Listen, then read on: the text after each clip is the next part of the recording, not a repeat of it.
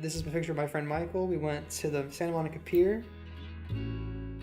I'd never been to the pier before, yet I've swam in the ocean in Santa Monica, but this is the first time I went to the pier. So we went there and went on the Ferris wheel.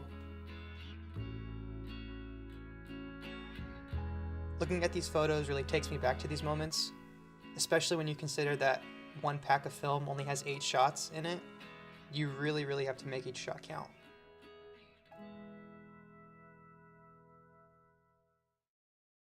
This one's actually broken because for some reason it broke when I was trying to take a picture of these tourists in Lake Tahoe.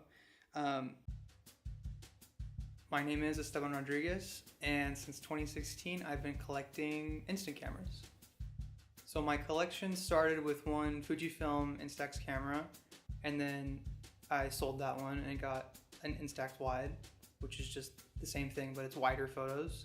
And then I switched to Polaroids because there's a lot more variety in terms of how you can take photos.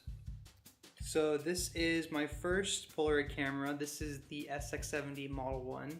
I love this camera because you can actually collapse this. I can't show you with this version because the mirror is stuck inside, so it would require some effort to do that. I then went on to get the SX70 Model 2. So the reason I got this camera as well as the Model 1 was because the Model 1 is broken, obviously. It's the same form factor, so I can show you how this becomes even more compact. When you push this latch down on the side, it'll actually collapse down, and you can put it in like a back pocket or like a jacket pocket or even like a purse. I also have this Polaroid Spectra SE, which is the special edition. This is a camera I have not actually used yet because I haven't gotten any film for this. This camera, it has a lot more features in terms of how to take your shot. There's more options on the back for flash or for, you know, choosing your autofocus or not. And I also have this Polaroid 250 automatic camera. I recently got this one in my collection.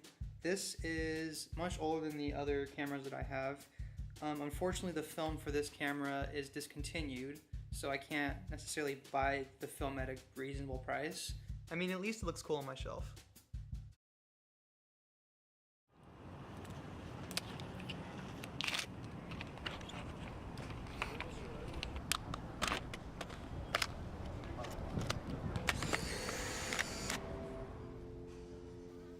A lot of people ask me, what's the point of using instant cameras when you can just use your phone? And the answer is a little complicated. I understand that there's a luxury with smartphones, since you can take as many shots as you want. But I think that just takes the sentimental value out of the photos to an extent. You know, you really have to make sure that what you're doing will end in a good photo with an instant camera, because you don't know how it's going to come out. Also, it's just kind of magical when you see that blank photo that turns from white into that moment that you captured. It's really special, and I think everyone should try instant photography for themselves. And I think they'll know what I'm talking about once they try it. It's a really special thing when you can hand somebody a photo of them rather than sending a photo to them through text or something.